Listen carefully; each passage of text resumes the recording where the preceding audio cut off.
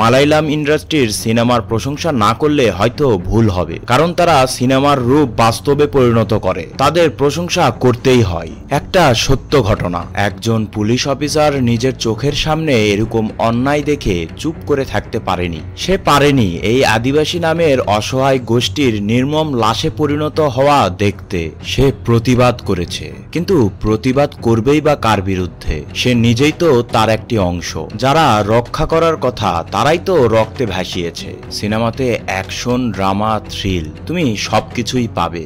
এই সিনেমাটা দেখলে রাগে, কষ্টে, কান্নায় চোখ ভিজে যাবে তোমার, কারণ এটা শুধু গল্প নয়, এটা আমাদের সমাজের একটি নিষ্ঠুর বাস্তবতা।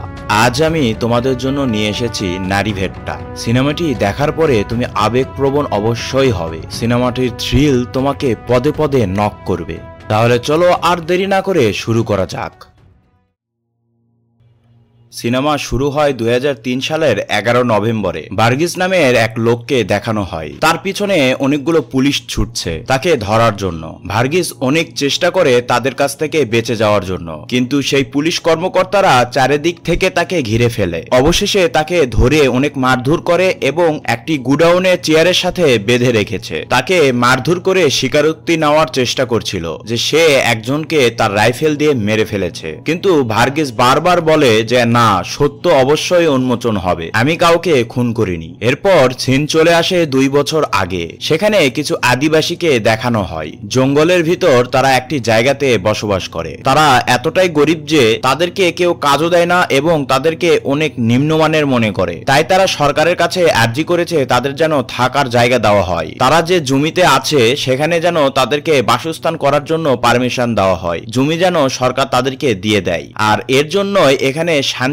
নামের এই মহিলাটি দীর্ঘদিন ধরে আন্দোলন করে যাচ্ছে এই আদিবাসীদের পক্ষে। তবে এই এলাকার সামর্থ্যবান ব্যক্তিরা চায় না সরকার যেন এদেরকে জমি দেয়, কারণ যদি জমি দিয়ে দেয় তাদের কর্তৃত্ববাদী আর থাকবে না। ইভেন তারা যে বাইরে যে কাজ করবে সেটিও তারা চায় না। বাইরে যে কেউ কাজ করতে চাইলে তাদেরকে মিথ্যা অভিযোগ দিয়ে পুলিশের কাছে ধরিয়ে দেয়, ছোট ছোট বিভিন্ন ধরনের কেস দিয়ে দেয়, দিয়ে তাদেরকে জেলখানায় পাঠিয়ে দেয়। ধীমা নামের এক ব্যক্তির সাথে এরকমই ঘটনা ঘটেছিল। সে বাইরে গিয়ে কাজ করার চেষ্টা করেছিল, তাই সেখানকার সামর্থ্যবান ব্যক্তিরা মিলে তাকে চোরের অভিযোগে থানায় দিয়ে দেয়। আর সেখানে শান্তি গিয়ে তাকে ছাড়িয়ে নিয়ে আসে, কারণ শান্তি জানতো যে তার উপর মিথ্যা অভিযোগ দেওয়া হয়েছে। শান্তি এসব দেখে বুঝে যায় এইভাবে সারা জীবন চলতেই থাকবে যদি তারা প্রোটেস্ট না করে। তাই আদিবাসীদের সে বোঝায় আমাদের ত্রিপুরাম যে আন্দোলন করতে হবে, আমাদের অধিকার আমাদের আদায় করে নিতে হবে। এরপর সিন চলে আসে ভার্গিজের কাছে। সে অনেক ইন্টেলিজেন্ট, সে পড়াশোনায়ও অনেক ভালো। সে দীর্ঘদিন ধরে চাকরির জন্য চেষ্টা করছে। তার স্বপ্ন অনেক বড়। ভার্গিসের একটি গার্লফ্রেন্ডও আছে, তার নাম ন্যান্সি। তারা দুইজনকে অনেক ভালোবাসে, কিন্তু এদিকে ন্যান্সির পরিবার অনেক ধনী, ভার্গিসের পরিবার অনেক গরিব। ভার্গিসের পরিবারে তার মা আর মামা রয়েছে। ভার্গিসের টাকা পয়সার দরকার হলে ন্যান্সি নিয়ে এসে দেয় তাকে। ন্যান্সি এক সময় তাকে বলে তুমি পিএসসির প্রস্তুতি নিচ্ছ নাও, কিন্তু সাথে সাথে কিছু একটা জব করো, হয় পুলিশ কনস্টেবল বা ক্লার্ক, এই টাইপ ছোটখাটো জব তুমি অনায়াসে পেয়ে যাবে, তুমি ট্রাই করতে পারো। কিন্তু ভার্গিসের কথা যে না, আমি ডিরেক্ট বড় পদেই চাকরি করব, সেজন্যই আমি পিএসসির প্রিপারেশন নিচ্ছি। ইনফ্যাক্ট এরকম ছোট ছোট চাকরি আমি এর আগে ছেড়েও দিয়েছি। ভার্গিস ন্যান্সির বাড়িতে ন্যান্সির সাথে দেখা করতে আসে, আর সেখানে হালকা পালকা রোমান্স করে, আর সেটি ন্যান্সির বাবা দেখে ফেলে। ন্যান্সির বাবা ভার্গিসকে ডেকে বলে যে তুমি যে আমার মেয়েকে বিয়ে করবে বা আমার মেয়েকে পছন্দ করো, তোমার পরিবার কি করে, তোমাদের জমি জমা কতখানি আছে, আর তুমি বা কি করো। ন্যান্সির বাবা তখন জানতে পারে যে তাদের জমি জমা খুবই কম, তাদের পরিবারও খুব একটা সচ্ছল না, তাদের অল্প কিছু জমি আছে, সেখানে কলা চাষ করে। ন্যান্সির বাবার মনে হয় সে ন্যান্সিকে ইউজ করছে, কারণ ন্যান্সি ব্যাংকে চাকরি করে আর তার বাবার অনেক সম্পত্তি আছে। ন্যান্সির বাবা ভার্গিসকে অনেক অপমান করে এবং সেখান থেকে বিদায় করে দেয়। ভার্গিসের বিষয়টি অনেক খারাপ লাগে। সে বাড়িতে গিয়ে তার মায়ের সাথে এই বিষয়গুলো শেয়ার করে, আর তখনই সে একটি চিঠি পায়। সে জানতে পারে যে তার পুলিশ কনস্টেবলের চাকরিটি হয়ে গিয়েছে। এর আগেও এই চাকরি সে পেয়েছিল, কিন্তু সে চাকরি সে করেনি। পরের দিন ন্যান্সির সাথে সে আবার দেখা করে। ন্যান্সি তার নিজের পরিস্থিতি শেয়ার করে ভার্গিসের কাছে। তার বাবা বিভিন্ন জায়গায় তার জন্য ছেলে দেখছে, কেউ দুবাই চাকরি করে, কেউ ডাক্তার, কেউ ইঞ্জিনিয়ার। ন্যান্সি ভার্গিসকে তখন বলে যে আমাদের মনে হয় একটু ব্রেক নেওয়া দরকার, তুমি এই কনস্টেবলের চাকরিটা অবশ্যই করো, আমরা দুইজন একটু আলাদা থাকি। ভার্গিস এটি শোনার পরে তার মন ভেঙে যায়, অনেক কষ্ট পায় সে, কারণ তার প্রিয়তমা তার কাছ থেকে আলাদা থাকার চিন্তা করছে, কাইন্ড অফ ব্রেকআপ করতে চাচ্ছে। ভার্গিস বাধ্য হয়ে চাকরিতে জয়েন করে, কারণ তার পরিবার অনেক গরিব, পরিবারকেও চালাতে হবে। সবকিছু মিলিয়ে তার ইচ্ছা না থাকা সত্ত্বেও সে চাকরিতে জয়েন করে। ট্রেনিং শেষে সে জয়েন করে, হরতাল করছিল, সেখানে ডিউটির জন্য তাকে পাঠানো হয়। সে প্রথম দিনে একজন বৃদ্ধকে ফ্রাস্ট্রেটেড হয়ে অনেক মারধর করে, তার ঊর্ধ্বতন কর্মকর্তারা তাকে অনেক বকাঝকা করে। আর এখানেই এন্ট্রি হয় বসিরের। সে ভার্গিসের পক্ষ নিয়ে তার ঊর্ধ্বতন কর্মকর্তাদের বলে যে স্যার, ওর রিসেন্ট চাকরিতে জয়েন করেছে, তো ও এইসব বুঝে উঠতে পারেনি, ওকে মাফ করে দেন, আস্তে আস্তে ও শিখে যাবে। এরপর ভার্গিসকে বসির সবকিছু শিখাতে থাকে, তাদের মধ্যে একটি ভালো সম্পর্ক গড়ে ওঠে। বসির মানুষ হিসেবে অনেক ভালো, সে সবার সাথেই ভালোভাবে কথাবার্তা বলে এবং মিশুক প্রকৃতি। বসির যখন জানতে পারলো যে ভার্গিস পিএসসির জন্য প্রিপারেশন নিচ্ছে, তখন সে সব দিক থেকে তাকে সহযোগিতা করে। এবার ভার্গিস এবং বসির সহ অনেক পুলিশ কর্মকর্তাকেই ওই জঙ্গলে ট্রান্সফার করা হয়, যেখানে মুভির শুরুতে যে আদিবাসীদের দেখানো হয়েছিল। তারা প্রোটেস্ট করছে, সেই প্রোটেস্ট থামানোর জন্য সরকার তাদেরকে নিয়োগ করেছে এখানে। ভার্গিস যদিও এখানে আসতে চাচ্ছিল না, এখানে আদিবাসীরা প্রোটেস্ট করছে কারণ সরকার তাদেরকে জমি দেওয়ার জন্য ওয়াদা করেছিল, কিন্তু এখন পর্যন্ত তাদেরকে দেয়নি, তাদেরকে ঠকিয়েছে, তাই তারা প্রোটেস্টে নেমেছে। এখানে এন্ট্রি হয় আইপিএস রাঘুরাম কেশাপের। আইপিএস অফিসারের কথাবার্তা শুনে সকলেই বুঝে যায় যে এই অফিসার কিছুটা ঘাটতেরা। আর এখানেও ভার্গিস প্রথম দিনেই থাম্বি নামের এক আদিবাসীর সাথে মারামারিতে জড়িয়ে যায় এক কুকুরকে নিয়ে, কারণ কুকুর লাইন ক্রস করেছিল। থাম্বি আর ভার্গিসের মধ্যে ভালো লড়াই হয়। আইপিএস অফিসার এটি জানার পরে ভার্গিসকে অনেক বকাঝকা করে আর তাদের দুইজনকে আলাদা করে। আইপিএস কেশব দাস ভার্গিসকে বোঝানোর চেষ্টা করে যে তোমার রাগ কন্ট্রোল করতে হবে, না হলে তুমি তো চাকরি হারাবাই, সাথে আমরাও বদনাম হয়ে যাব। এরপর দেখানো হয় নেতারা আদিবাসীদের সাথে কথা বলার জন্য এসেছে,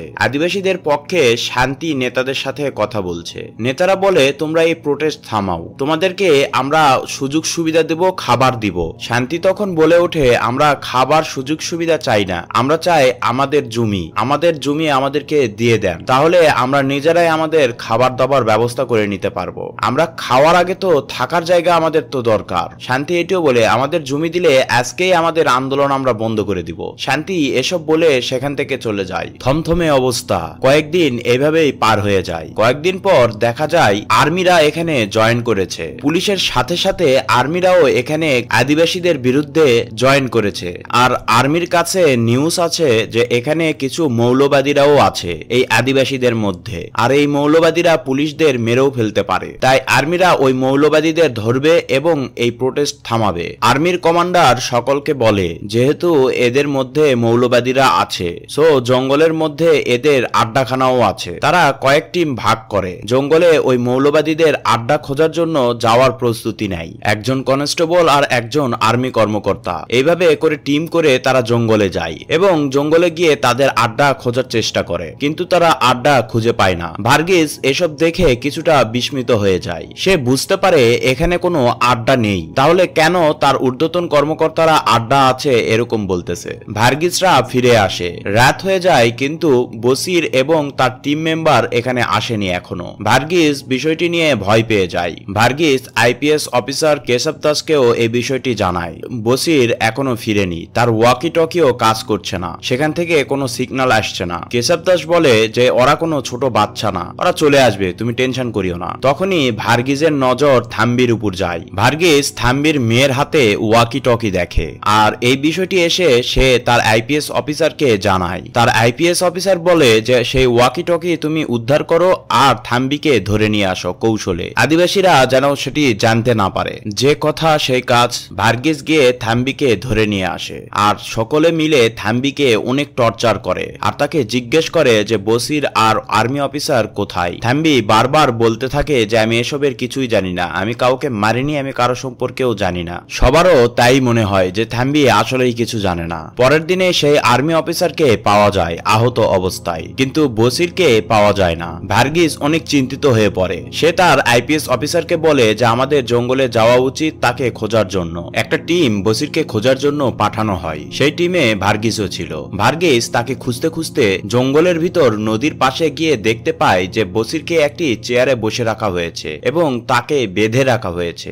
ভার্গিস যখন তার কাছে গেল সে বুঝতে পারে যে বসির আর জীবিত নেই, তাকে নির্যাতন করে মেরে ফেলা হয়েছে। ভার্গিস অনেক আশাহত হয়ে যায় এবং ভেঙে পড়ে বসিরের জন্য, কারণ বসিরের সাথে তার অনেক ভালো সম্পর্ক ছিল। বসিরকে জঙ্গল থেকে নিয়ে আসার পর আইপিএস অফিসারকে ভার্গিস বলে যে স্যার, কিভাবে সে মারা গেল আমাদের খুঁজে বের করা উচিত। আইপিএস অফিসার ভার্গিসকে বলে এটি মৌলবাদীর কাজ হবে, তাছাড়া এইভাবে কে খুন করবে। ভার্গিস তার আইপিএস অফিসারের কথাই সন্তুষ্ট হয় না, কারণ সে খুব ভালোভাবেই জানে এখানে কোনো মৌলবাদী নেই। সে লক্ষ্য করেছে এরকম কোনো এভিডেন্স এখানে নেই। ভার্গিস সেই আর্মি অফিসারের সাথে দেখা করতে যায় যে বসির স্যারের সাথে টিম হিসেবে গিয়েছিল। ভার্গিস তাকে জিজ্ঞেস করে যে বসির স্যার কিভাবে মারা গিয়েছিল বলেন তো একটু। আর্মি অফিসার বিষয়টি ক্লিয়ার করে বলতে পারে না, আর ভার্গিস জেনে গিয়েছিল যে এই আর্মি অফিসারই তাকে মেরে ফেলেছে, কারণ বসির স্যারের লাশের আর্মি অফিসারের কাছে থাকা চাকু পেয়েছিল। ভার্গিস তার কথা শুনে শিওর হয়ে যায় যে তাকে এই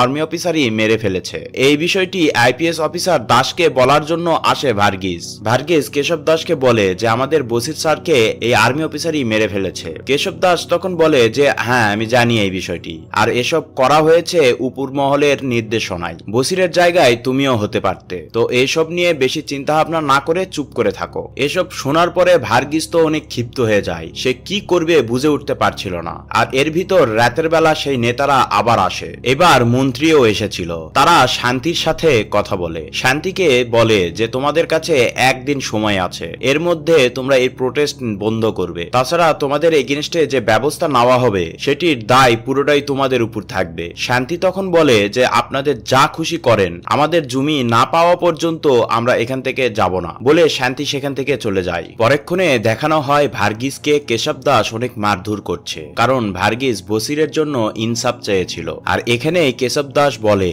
যে কেন বসিরকে মারা হয়েছে, সরকার এই আন্দোলনের জন্য অনেক বেকায়দায় পড়েছে, উপর থেকে অনেক চাপ আছে, আর যদি বসিরকে না মারা হতো তাহলে এই আদিবাসীদের এগেইনস্টে কোনো ব্যবস্থা নেওয়ার কোনো ক্লু পাওয়া যাইতো না, তাই আমরা এই প্ল্যানটি করেছি। আগামীকাল বসিরকে মারার দায়ে তাদের উপর ব্যবস্থা নেওয়া হবে, তাদের প্রোটেস্ট থামানোর জন্য এখান থেকে বিতাড়িত করা হবে। তুমি আমাদের সাথে থাকলে জীবিত থাকবে, আর না হলে তোমার জীবন বসিরের মতনই হবে। এরপরে দেখা যায় পুলিশরা দলবদ্ধ হয়ে এই আদিবাসীদের এগেইনস্টে হামলা করে দেয়, তাদের বাড়িঘরে আগুন ধরে দেয়, লাঠি চার্জ করে, তাদেরকে বেধড়ক মারতে থাকে। এক পর্যায়ে ভার্গিস আহত অবস্থায় গাড়ি থেকে বের হয়ে আসে, আর কেশব দাস তার হাতে বন্দুক তুলে দেয় এবং সকলকে ফায়ারিং এর অর্ডার দেয়। সকল পুলিশ কর্মকর্তা এই আদিবাসীদের লাঠিচার্জ এবং ফায়ারিং শুরু করে দেয়, তাদের উপর গুলি চালায়। এসব দেখে ভার্গিস একদম ভেঙে পড়ে, সে কান্নায় জর্জরিত হয়ে যায়। এই মর্মান্তিক চিৎকার তুমি দেখলে তোমারও চোখে পানি চলে আসবে। ভার্গিস নিজে পুলিশ কর্মকর্তাদের সাথে লড়াই করে এবং সেখানে যতটা সম্ভব ওই আদিবাসীদের বাঁচানোর চেষ্টা করে, শিশু, বাচ্চা এবং বৃদ্ধদের বাঁচানোর চেষ্টা করে সে একা। ভার্গিস বুঝে গিয়েছিল যে এখানে যা কিছু ঘটেছে সরকার এবং পুলিশরা মিলেই করেছে, এখানে অনেকগুলো মানুষ মারা গিয়েছে আর সব আদিবাসীরা ভেগে গিয়েছে। রাতের বেলা যারা মারা গিয়েছিল তাদেরকে একটি গর্তের মধ্যে কেরোসিন ঢেলে দাস ভার্গিসের হাত দিয়েই আগুন ধরিয়ে দেওয়ায়, তাকে বলে তুমি আগুন না ধরিয়ে দিলে তোমাকেও এদের সাথে জ্বালিয়ে পুড়ে মারবো। দাস তাই করে কান্না করতে করতে। দাস মনে করে যে ভার্গিস এসব কাউকেই বলবে না, কারণ সে সিস্টেমের এগেইনস্টে গিয়ে কিছুই করতে পারবে না। এই ঘটনার পরে ভার্গিস তার বাড়িতে চলে আসে। সে কোনোভাবেই নিজেকে সান্ত্বনা দিতে পারছিল না, সে ভালোভাবে জীবনযাপনও করতে পারছিল না। ভার্গিস ন্যান্সির সাথে দেখা করে আর এই বিষয়গুলি সবকিছু ন্যান্সিকে বলে। ন্যান্সি তখন বলে যে সরকার এবং পুলিশ অন্যায় করেছে, তুমি এর প্রতিবাদ অবশ্যই করবে, যদি তোমার চাকরি নাও থাকে তারপরও তুমি করবে, আমি তোমার সাথে আছি, সব সময় তোমার পাশে থাকবো, তুমি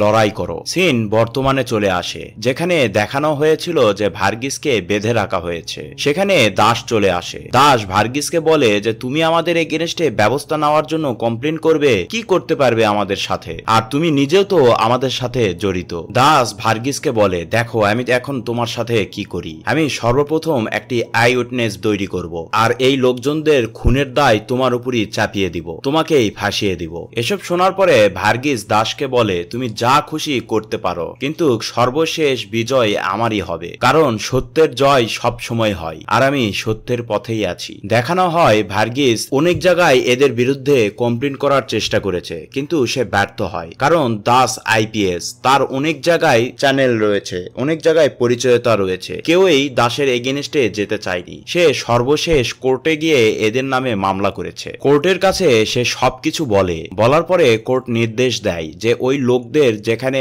মারা হয়েছে এবং পুঁতে ফেলারও হয়েছিল সেখান থেকে লাশ তোলার জন্য। আর কোর্ট নিজে সেখানে যায়, সেখান থেকে লাশের কঙ্কাল পাওয়া যায়। কোর্ট সত্যতা জানতে পারে। সিন বর্তমানে আবার আসে। ভার্গিস কেশব দাসকে এসব বলে যে তুমি যতই প্ল্যান করো তুমি আর বাঁচতে পারবে না, তুমি অনেক লম্বা জেল খাটতে হবে তোমার। কোর্ট বিষয়গুলি সব এখন জানে, নিজের বাঁচার ব্যবস্থা করো। দেখা যায় আইপিএস দাস সহ যারাই এই ঘটনার সাথে জড়িত সকলকে কোর্ট জেল দিয়ে দেয় এবং ভিন্ন ভিন্ন সাজা দিয়ে দেয়। এভাবেই ভার্গিস জিতে যায়। আর এই ঘটনাটি একদম সত্য একটি ঘটনা। সিনেমাটি যদি তোমাদের ভালো লেগে থাকে তাহলে অবশ্যই কমেন্টে এই সিনেমার নাম লিখবে, নারীভেট্টা। বলিউড বা ঢালিউড ইন্ডাস্ট্রি যেখান থেকে শেষ করে মালায়ালাম ইন্ডাস্ট্রি সেখান থেকেই শুরু করে। সিনেমার প্রাণ ফিরে নিয়ে আসে চরিত্রের মাধ্যমে। তাই তো মালায়ালাম ইন্ডাস্ট্রির সিনেমাগুলো আমার এত ভালো লাগে। তোমরা চাইলে এই সিনেমাটিও দেখতে পারো, আশা করছি ভালো লাগবে। আজকে এই পর্যন্তই, তাহলে দেখা হচ্ছে